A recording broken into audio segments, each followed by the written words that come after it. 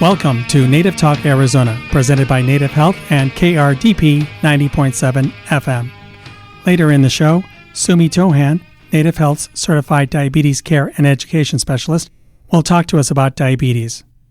And we'll learn about the Northern Arizona University Indigenous Youth Media Workshop with Paul Helford. But right now, host Lanasha Pawadi talks with Interim Behavioral Health Director Jordan Canady about the behavioral health services at Native Health. I'm host Lanasha Pawadi. In the studio with me is Jordan Canady, Native Health's Behavioral Health Director. Hello, Jordan. It's an honor to have you on our show today. Hi, thank you for having me. And before we get started, can you tell us a little bit about yourself? Yeah, so I'm very passionate about behavioral health and mental health. I've been in this field for 10 years. Right away, graduated from college, just found that I was very passionate about providing counseling. I'm a licensed marriage and family therapist, and I really love working with individuals, families, and couples to just help us to be able to just live a better versions of ourselves. Oh, wow. That's so amazing. And going into Native Health's behavioral health departments, can you let us know what programs are offered? Yeah, so we offer counseling at all three of our locations. We offer those virtually and in person. We also have psychiatric services, and so with that, you meet with our psychiatric nurse providers, and they can prescribe different medication to help with like anxiety, depression, different things like that. We have a recovery services department, and they work with individuals struggling with different substances. And then we also have a men's DV group, and then we also offer talking circles for the community. And are all programs at all sites? Yes. So yes and no. Most of our programs are all sites. There are a couple like the psychiatric services and our recovery services that are offered only at Central and the West location. But we do try to compensate that by offering virtual. Mm-hmm. And your services, is it for all ages? So our services, the youngest that we'll be able to see is age 6. Mm-hmm. And so we have some providers that specialize in that age range. And then the bulk of the services that we provide are for 18 and up. Okay. And how does someone go about enrolling into behavioral health services? So we have a couple of different ways that you can do that. So you can feel free to give us a call. And then once you connect with one of our Native Health representatives, they can connect you with our department, and then we can help you to sign the different paperwork and get scheduled for an intake. Or you can go to nativehealthphoenix.org website and click on the new patient registration link at the top right corner, and then that'll direct you to the behavioral health department, and we'll get in contact with you at that point.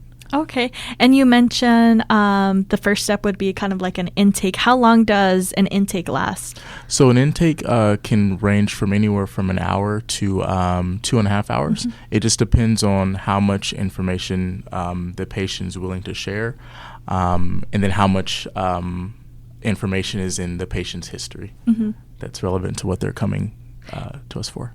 And are services available virtually? Yes, so we do offer a range of virtual services. There are only 2 that we cannot offer virtual at the present moment, and that's our IOP program and our substance use treatment group program. Mm-hmm. And how does someone know if a behavioral health facility is licensed? So with that one, you would go to the Arizona Department of Health Services website. That's azdhs.org. And you would go into the AZDH website and type in Native Health, and then you would be able to click on our company's name, and you would be able to see our license through the Arizona Department of Health Services.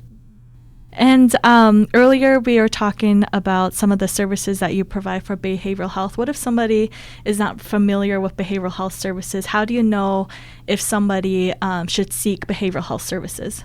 Yeah, so typically that can be a pretty big question. Mm-hmm. So just to simplify it just a little bit, how we try to educate everyone on determining whether they feel like they need behavioral services. if you feel that things are off, and by that I mean, like, let's say you feel that you're worrying a bit too much about different things. You notice that you're feeling more sad than normal, or more down, like this. It seems just like life is just harder than it should be, or than it typically is. That could be a reason to come in. If you're feeling like you just need someone to talk to, you're feeling confused about whatever's kind of going on in your life, that could be another reason to come in and talk with a counselor.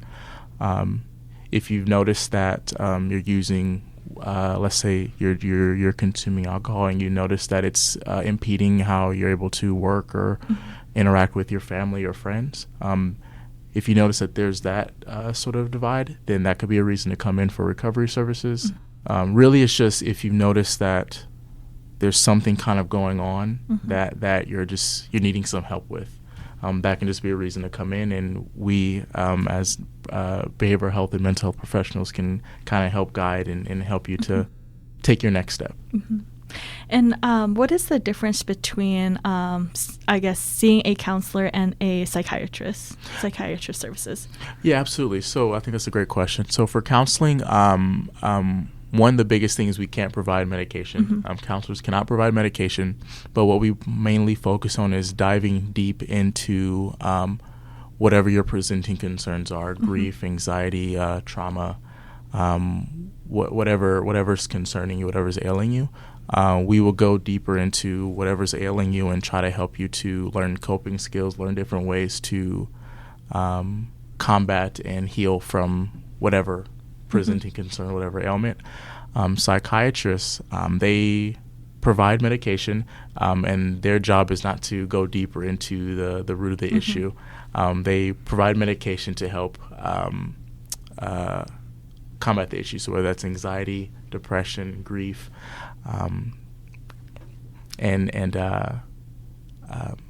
that's okay. And I know COVID has really made an impact on a lot of individuals. Have you seen a heighten in individuals seeking behavioral health services after the COVID impact? So it's actually gone down just a little bit. During COVID, definitely saw an increase in services, increase in like anxiety and depression. Since then, it's gone down just a little bit. I think that now that individuals are more likely to be able to interact with others in person and be social and get that social need met, we've actually seen a little bit of a dip, but still the underlying themes of just anxiety and about work, about life, about college choices, or career options are still present. So that steady sort of need is still needing to be filled. And I feel like most everyone kind of has their little partake in stress or in anxiety. Do you have any like healthy techniques that individual could do if they are feeling stress or anxiety that they could do at home or anywhere they're at? Yeah, absolutely. So some pretty, I would say, common ones are just deep breathing. That's one common one, deep breathing. Yoga's one where a lot of people might not be a fan of it, but I've seen that be very effective. There are others where we call it 5-finger sense is what we call it, and basically you would use your 5 senses and start listing and naming objects either out loud or in your mind that you can sense or see with your 5 senses. So name 5 things you can touch, name 5 things that you can see, name 5 things you can smell, and that can help to slow things down and kind of remove or decrease some of the anxiety that you're experiencing. Oh, wow. That's great to hear.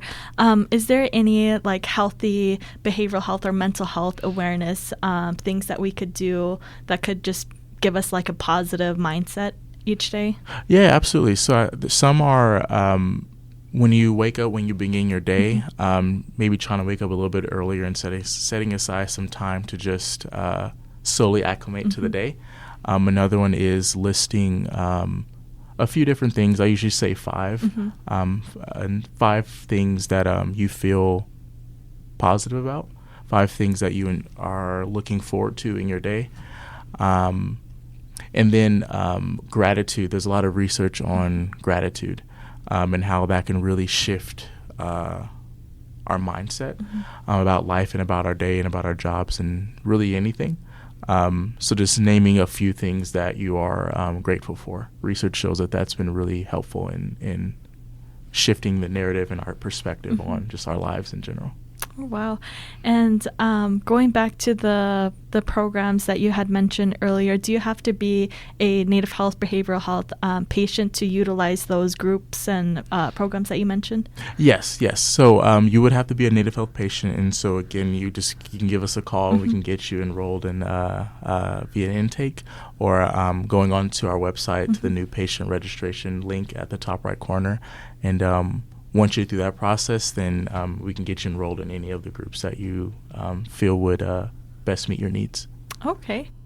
And finally, how can our listeners reach the Native Health Behavioral Health Department, and how can they contact you if they have further questions? Yeah, absolutely. So you can best reach our department via just giving our main line a call and ask to speak with Behavioral Health Department, and they'll connect you with one of our representatives, one of our staff members at any one of our 3 locations, Mesa, Central, or West.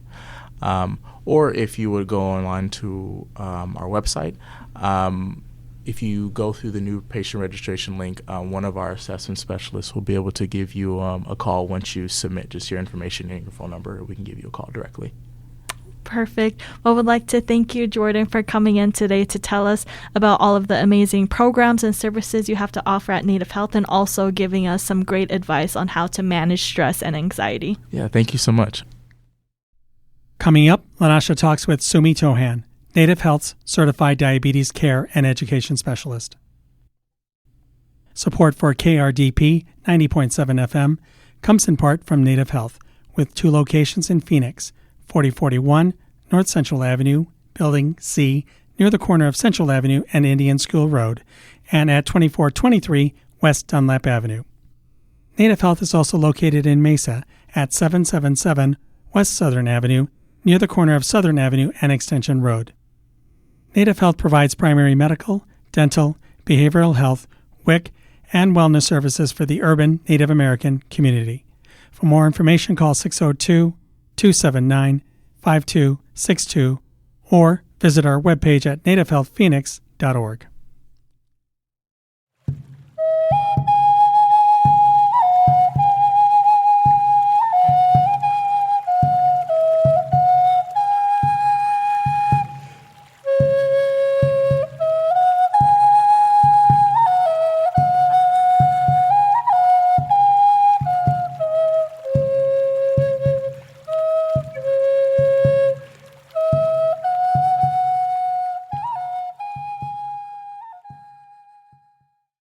Welcome back to Native Talk Arizona, presented by Native Health and KRDP 90.7 FM. I'm host Lanasha Puwadi. Sumi Tohan is Native Health Certified Diabetes Care and Education Specialist, who is in the studio with us today to tell us about diabetes. Hello, Sumi. It's an honor to have you on our show again. Hi, it's so great to be here again. Thanks for having me. Absolutely. And before we get started, please tell us a little bit about yourself. Sure, yeah. So I've been Native Health's dietitian for about a year now, working on the diabetes programs. And prior to that, I was working up in northern Arizona and have kind of moved around a little bit from Alaska to Philadelphia to DC. And my goal is just to take all the information that I've learned working with a variety of different people, really helping people overcome the challenges that come with managing diabetes.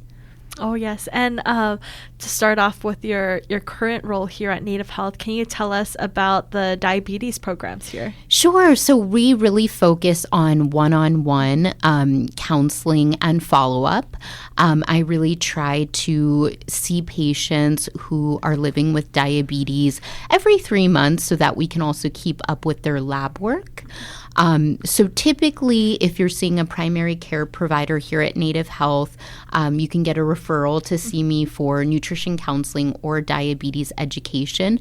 But also, if you're a dental patient or a behavioral health patient, you would be able to do that as well.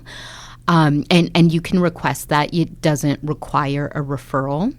I do also do group education. Every few months, I'll do a 4-week series of diabetes classes. And then I work with Native Health's Community Health and Wellness Division to collaborate. So this season, we've been doing Lunch with Your Ancestors. So I've been working with produce from the garden to create some healthy recipes and recipe samples for attendees. Oh, wow. That sounds also exciting. Tell us more about some of the programs that you offer, because I know you mentioned you do one-on-one and then the group series for 4 weeks and the Lunch with Your Ancestors. Can you kind of elaborate a little bit on each of those programs? Sure. So for the one-on-one counseling, that's really for anybody who has a nutrition concern. So if you feel like, let's say you had unexplained weight loss and you were concerned about it, high blood pressure, high cholesterol, if you're looking to manage your weight or lose weight. And then, of course, pre-diabetes and diabetes are kind of my specialties. With diabetes education, we not only focus on what you're eating, but all the different factors that are going to affect your blood sugar. So we'll talk about medications, what kind of a routine would be helpful when it comes to checking your blood sugar, and what the different options are. There's a lot of new technology out there. So certain people will qualify for something called a continuous glucose monitor. So I can definitely help with the application of that and just how to wear it and use it. And then, of course, one-on-one meal planning is an option. I really try to focus on making small changes. So really, really helping someone with where they're at. I know a lot of people don't know what they're going to get when they see a dietitian, but my goal is to never change, what your normal foods look like. A lot of us have cultural foods that are really important to us. And so I would never suggest or encourage someone follow a completely different way of eating. It's really just making better choices within what your life already looks like and what's normal and comfortable for you. And then for our group education, I do a program called What Can I Eat? So it is very heavily focused on food again, just because there is a lot to cover. We talk about, putting together a healthy, balanced plate, beverages, sugars, label reading, which can really be a challenge. And that nutrition facts label has changed a lot over the last couple years. So really breaking it down so that it's practical for every day when you're looking at the back of a box or you're grocery shopping or you pick something out of a vending machine and you want to know how it's going to affect your blood sugars.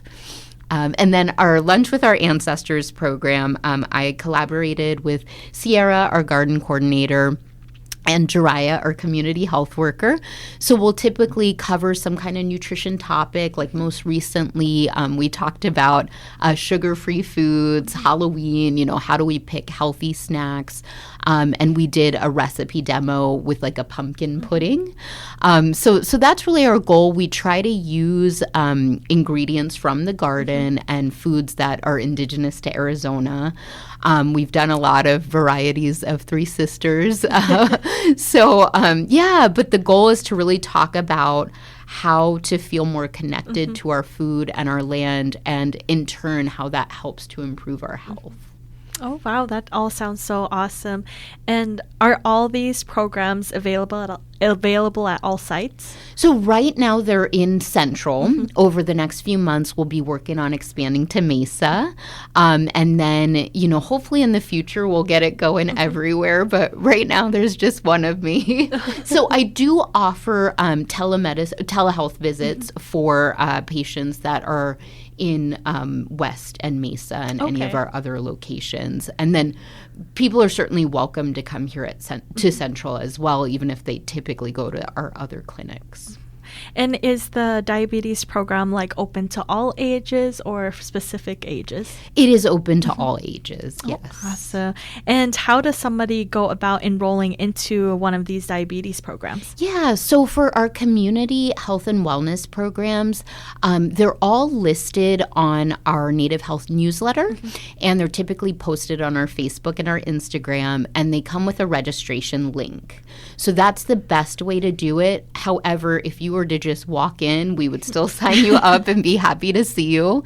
And then when it comes to visits with me, just calling Native Health and asking to have an appointment with the dietitian or being transferred to me if you want to, talk to me more directly about what you're looking for. And then again, if you're seeing someone here for primary care, dental, or behavioral health, you can just ask to set up an appointment on your way out of our clinic at the front desk. Okay. And then you mentioned the group sessions, the 4-week series. Do you have to be a patient in the diabetes program for that? You don't. It is most appropriate for people with diabetes, but it's still relevant for people with pre-diabetes as well. But you don't have to be a patient. Ideally, you might want to think about then becoming enrolled as a patient here at Native Health so that we can monitor your progress, and then I can also see you one-on-one for more individualized care. Okay. And are any of these services available virtually? The classes so far we have not done virtually, but that is something I'm happy to consider. But everything else can definitely be virtual as far as any kind of nutrition counseling and meal planning. And we know that the holidays are right around the corner. Do you have any tips for healthy eating? I do. When we think about healthy eating, we want to think holistically and think about all the different things that influence how and what we eat. The holidays are so tricky, mainly because we're going outside of our normal routine. We might be off from work or school, sometimes for several days in a row. We might have family visiting, or we're visiting family. We might be eating things that are not usually what we eat, right? A lot of times we'll have events at work, we'll have family events, and there's a lot of food. We certainly want to take part in those things and definitely not hurt anybody's feelings. But at the same time, we want to continue to be very mindful. Trying to still have a regular meal pattern and follow a schedule can make all the difference. I think a lot of times we overdo it with some of the foods around the holidays because we don't get them all the time, but also sometimes we try to make room for them in ways that aren't always productive. So saying, well, I'm going to skip breakfast and lunch so I can go all out with dinner and, eat all the pies. Unfortunately, with our blood sugar, that's going to be very detrimental versus taking that food and spreading it throughout the day so that, our body has more time to process it and bring that blood sugar back down. So try to have a protein-rich, nutritious breakfast on days when you have some type of holiday event. You're going to be surrounded by food.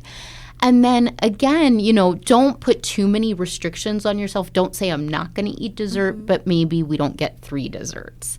Yeah. And if we're going to eat, let's say our favorite thing is sweet potato pie. We know that has a lot of carbohydrates. So maybe at our meal, we focus on more protein and vegetables and leave off some of the starches in our plate to leave room for that dessert. So instead of having turkey, mashed potatoes, macaroni and cheese, a roll, let's say we pick our favorite. My favorite is macaroni and cheese. So I'm going to have some turkey. I'm going to pick a ton of greens and whatever salad and vegetables I can find. And then, make room for a little bit of dessert by not having so much of that macaroni and cheese. The other thing here is beverages. Let's stick to water. Let's stay well hydrated. Water is going to help to dilute our blood sugar. So really, really trying to watch our liquid calories. And if we're the person preparing the meals, of course, we're tasting throughout, but keeping track of all that tasting that we're doing, or maybe have a family member taste for us so we can sit down and properly enjoy our meal. paying attention to what you're eating during the holidays can be hard. So, when you are spending time with family and friends, taking your time to eat, enjoy the conversation before you go and get a second plate or continue to serve yourself. So sometimes it's just the environment too. I know a lot of families have all the dishes out on the table where you can easily grab, but maybe we switch that. Maybe we put all the dishes on the counter so you have to get up to get a second portion. And on that note, think about movement. So if we're going to have a really nice decadent meal, can we plan for a walk afterwards? There are studies that show walking for just 2 to 3 minutes after meals lowers your blood sugar. So I know not everyone wants to go for a long walk after Thanksgiving, but maybe we go for just a short, family or friend walk. Oh, wow. Those are some really great advice and tips. Thank you for that, Sumi. And thinking of somebody who is maybe preparing for these holiday meals, do you have an area in where someone can go to find healthy and budget-friendly recipes? Definitely. So the American Diabetes Association has a database. It's called the Diabetes Food Hub. And you can just go to the American Diabetes website. I believe it's directly diabetesfoodhub.org. These are all budget friendly. There's not a ton of ingredients, so you don't have to buy a lot of stuff. And you can just go and search, and all of these recipes are filtered by dietitians to make sure, they're an appropriate level of carbohydrates, added sugars, saturated fat, sodium. Because typically when we have diabetes, we're not only worried about carbs, but we also want to keep our heart healthy. And make sure, our cholesterol and our blood pressure is in line. So these recipes look at all those different factors. And then, of course, keep a lookout on Native Health social media. We put out a lot of recipes and little cooking demos. And then for our events as well, we really try to keep our all of our recipes very healthy as well. And finally, how can our listeners go? Where can they go to learn more about Native Health's medical and diabetes services, and how can someone reach you if they have further questions? Yeah, so nativehealthphoenix.org is our website, so you can see kind of a snapshot of all of our different services. And then depending on the location that you're looking for, you can just give the clinic a call, say that you're interested in nutrition or diabetes services, and I'm happy to speak to you directly, or they can typically answer any questions that you have. And then our newsletter, again, also always is up to date with all of our upcoming events. Oh, yes, definitely. And if anybody wants to call, the phone number to Native Health is 602-279-5262. But I would like to thank you, Sumi, for coming in today to give us a lot of great information about the programs and services you offer at Native Health and some great tips and advice for the holiday eating. Thank you so much. It was great to be here again, and I appreciate it.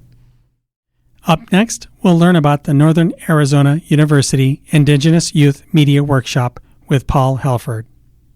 Support for KRDP 90.7 FM comes in part from Native Health, with 2 locations in Phoenix, 4041 North Central Avenue, Building C, near the corner of Central Avenue and Indian School Road, and at 2423 West Dunlap Avenue.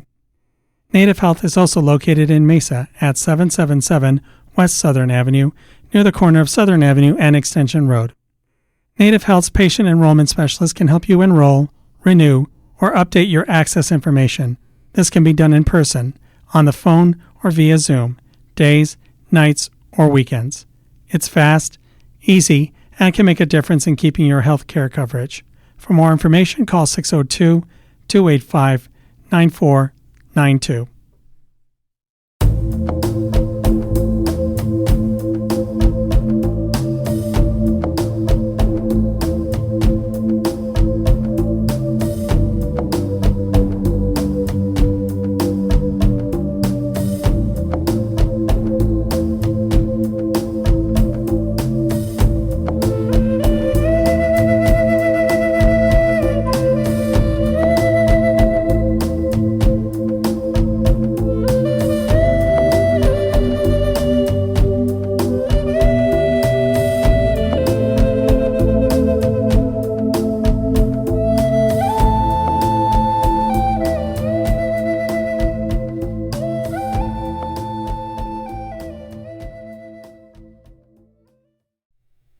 Welcome back to Native Talk Arizona, presented by Native Health and KRDP 90.7 FM. I'm Susan Levy, and on the phone with us today is Paul Helford. Paul is a teaching professor of creative media and film in the School of Communication at Northern Arizona University. He's the School of Communications Workshop Director and Director of Indigenous Youth Media Workshop. Paul, it is such an honor to have you on the show today. Welcome. Thank you very much. I appreciate the opportunity. Absolutely. So before we get started, can you tell us a little bit about yourself? Let's see, I've been at NAU now for, over 30 years, both in administrative and teaching positions. Before that, I worked in the television industry for most of the 1980s. At NAU now, I teach film studies and film producing, not hands-on production, but pre-production, pitching, budgets, things like that. And like I said, I've been here for over 30 years now at NAU. That is quite a career. And I know you've done a lot of great things. One thing that we're really interested in is the Indigenous Youth Media Workshop, which I believe used to be called the Andy Harvey Workshop, correct? We used to call it, it's had various names, but it's always had Andy Harvey in the title of it. Andy Harvey had been an NAU journalism alum and then a multimedia reporter. He worked at KPNX in Phoenix for many years. He died tragically young, and this workshop was, at least in part, established as a tribute to Andy. We took his name off the title of the workshop primarily because, well, two reasons really. One is people didn't know who he was, and two is donors would often think that if it's named after somebody, it must be because they're donating money to it. So now what we're calling it is the Indigenous Youth Media Workshop in memory of Andy Harvey, NAU journalism alumnus and multimedia reporter.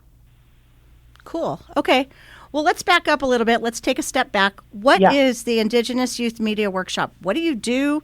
Who's it for? Is this for high school or college? And what do you do at the workshop?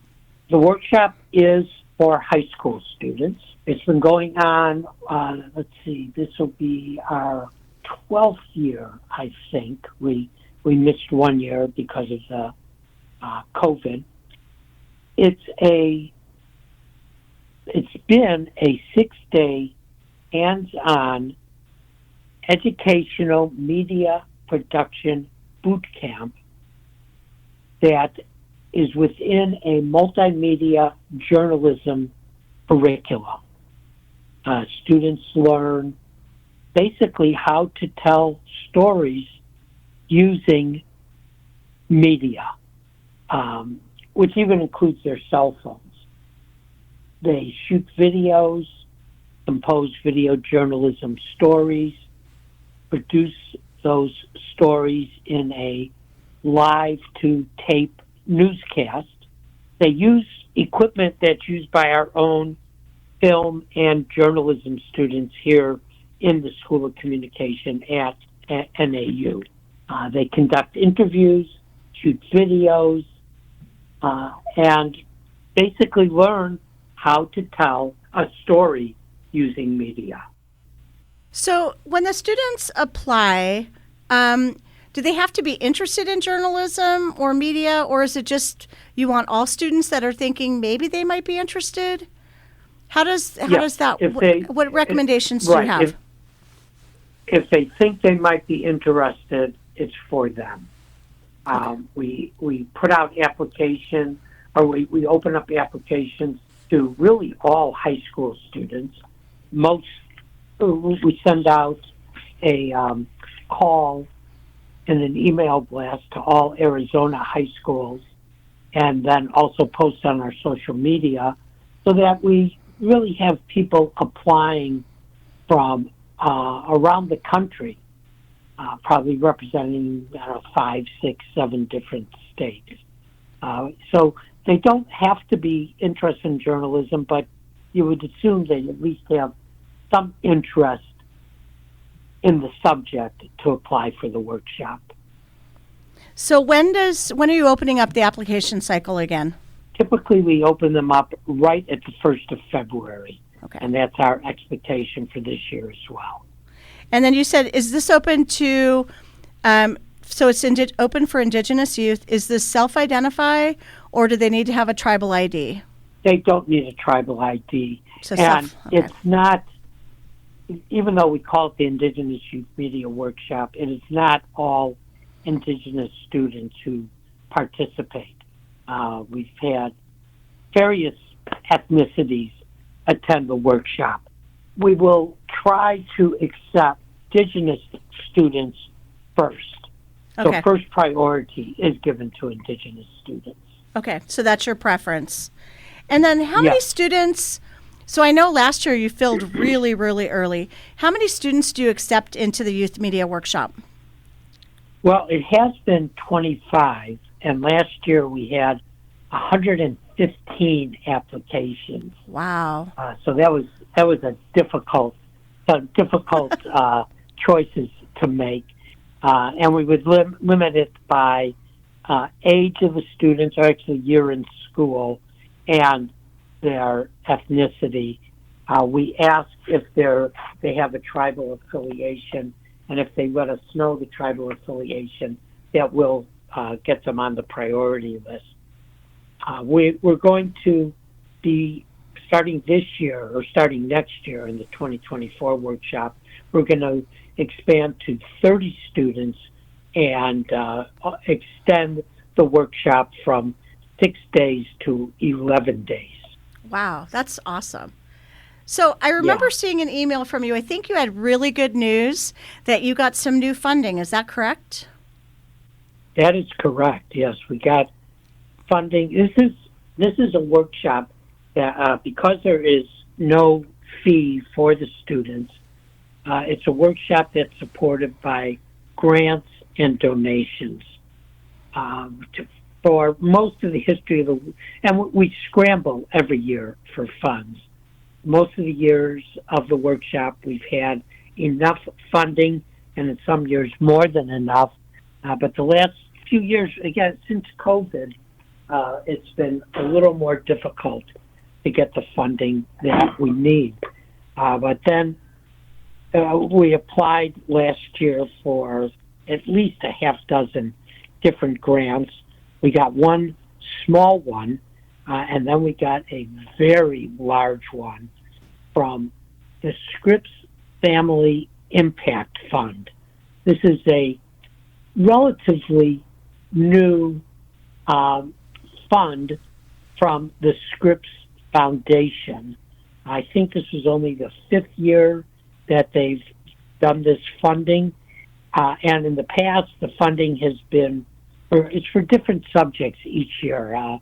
Looking at in one year, it was support of animal safety. Another year, it was health related. In this one year, this last year, the interest was in youth journalism training for young people.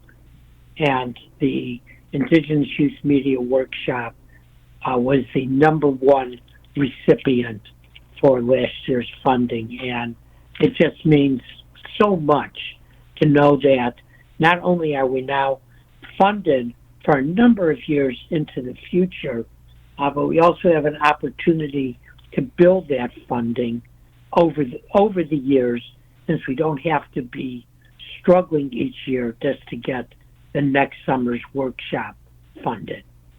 I mean, how awesome is that? Congratulations. Yeah. That's Thank you. Yes. That is quite amazing and great news. Yes. That's, wow. I'm impressed. So a couple things. So from last year, you said you had 25 students. Were there a lot of Indigenous students from Arizona? Most of them. The majority, let's see, last year, I was looking at my list here, I think we ended up, 23 ended up attending, And of those 23, 20 or 19 were from Arizona. And I believe last year all the attendees were Indigenous. That's awesome. That's great. I'm impressed. All right. So a couple questions I've got for you. I know you all have done such great work, and I've heard anecdotally that people love the workshop.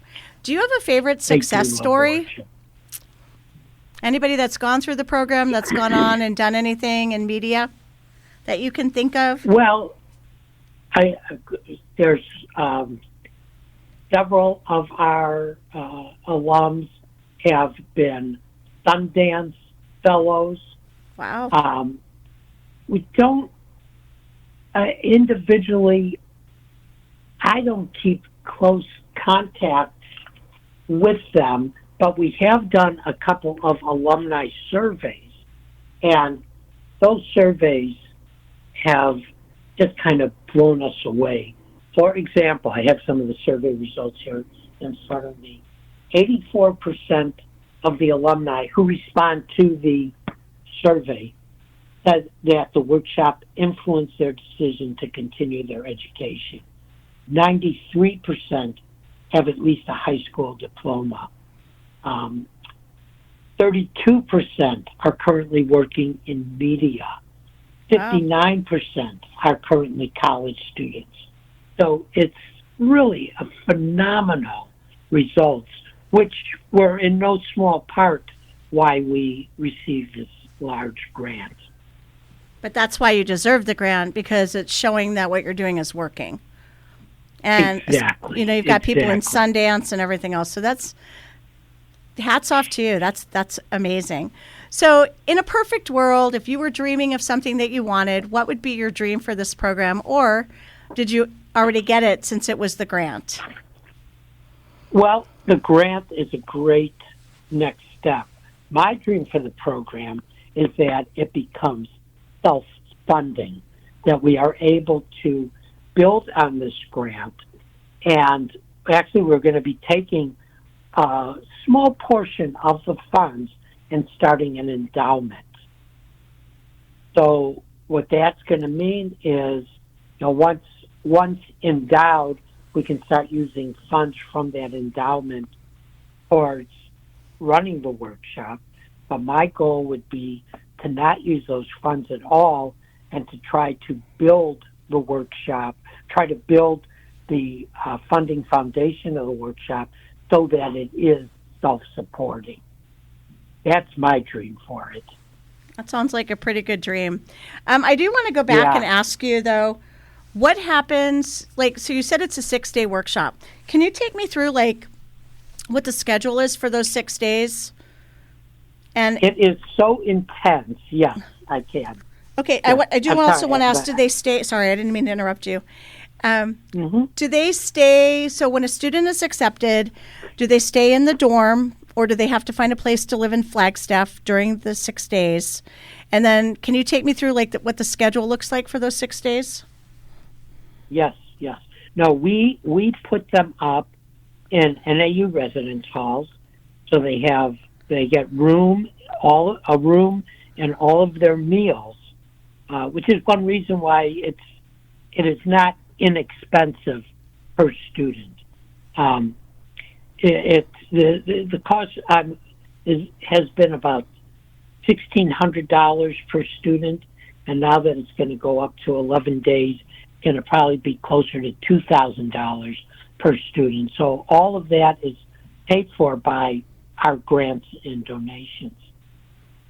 During the week, they arrive on a Sunday. On Monday mornings, we've been doing a First Amendment Protectors curriculum, which was developed by Native Public Media. By the afternoon on the first day, they are learning mobile journalism composition. They're learning audio. They're learning all the equipment they're going to be using. In addition to the curriculum, we also bring in prominent Native speakers to meet with the students. That's what we start with on on Tuesday mornings. By Tuesday afternoons, they're already in pre-production. They have to choose the stories that they're going to be shooting, which is going to be on Wednesday. They also, on Tuesday afternoons, we do round robin audio training in the School of Communications KJAC radio studio. On Wednesdays, we're sending them out into the field to shoot their stories, to do their interviews. When they get back on Wednesday afternoon, they start editing. They are editing on Wednesday night.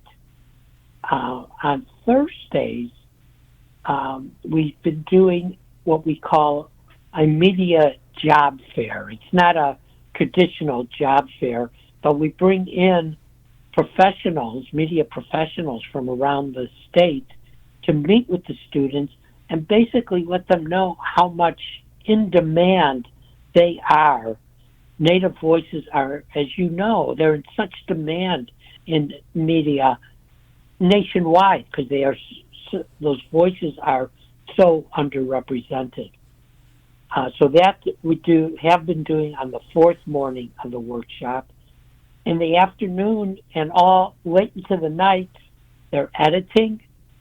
On Fridays, they get some television studio training. We have a beautiful 3-camera, high-definition TV studio.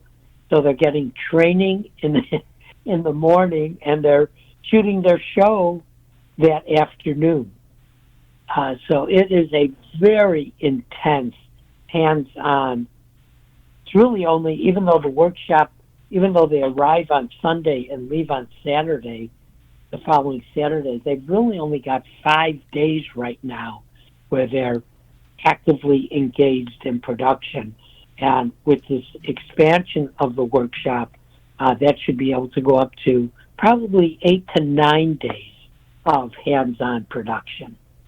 I got to tell you, it sounds like an amazing program. I wish I was back in high school and could participate in something like this. You should come and visit us next year. I definitely should. I love NAU. Yeah. Yes, consider it an invitation. Thank you. I think it's important, and I think, again, the testimonies and the anecdotal comments that you've got from your survey show how effective this has been. And then kind of having these youth, jump forward in their career and good mentorship and everything else. So great job. So I know you mentioned that the application should be opening in February. Can you tell us again, where can people find the applications? When should they look for them? So the easiest way first of all, we will be sending it out to every high school in Arizona. I know I always send you information when they open up, and I know you can promote it. Yep, the applications will be at the NAU website, and all you need to do, rather than reading out the whole website, if people just go to nau.edu, search for the School of Communication, and in the School of Communication, there's a link to summer workshops. So that will take applicants to where the applications will be linked. We'll also be posting it on Facebook and Instagram and Twitter or X. So we try to get the word out, and obviously we do get the word out because we had, like I said, 115 applications last year. So people do find out about it. So when the applications open, let's say early February, how long is the application period open for? We'll probably keep it open till the end of March. Okay. And if people are thinking about applying, do they have to submit things like short video clips or any writing samples when they do the application so they can start thinking about that? We just ask them for a lot of practical information. Okay. Name, phone number, all that. And then we do ask them why they want to attend the workshop. And that could be very, very brief. Okay. We try to keep it as open as possible. Okay, that sounds perfect. And I know we're pretty much running out of time, but Paul, I want to ask you, how can people contact you? I can always be contacted at my email, which is paul.helford, paul.helford @nau.edu. And I know you're super responsive and you always respond to emails. So I encourage any of our listeners, definitely, if you're interested or your family members are interested, email Paul, ask your questions, get ready for when the application's open, since it sounds like it's going to be pretty competitive again. And I know it is an amazing program. So, Paul, thank you so much for taking time to chat with us today. And thank you very much for having me. Absolutely. And we hope 2024's Indigenous Youth Media Workshop is the best yet. Thank you so much, Susan. And I hope that you will come and visit. Definitely. Thank you.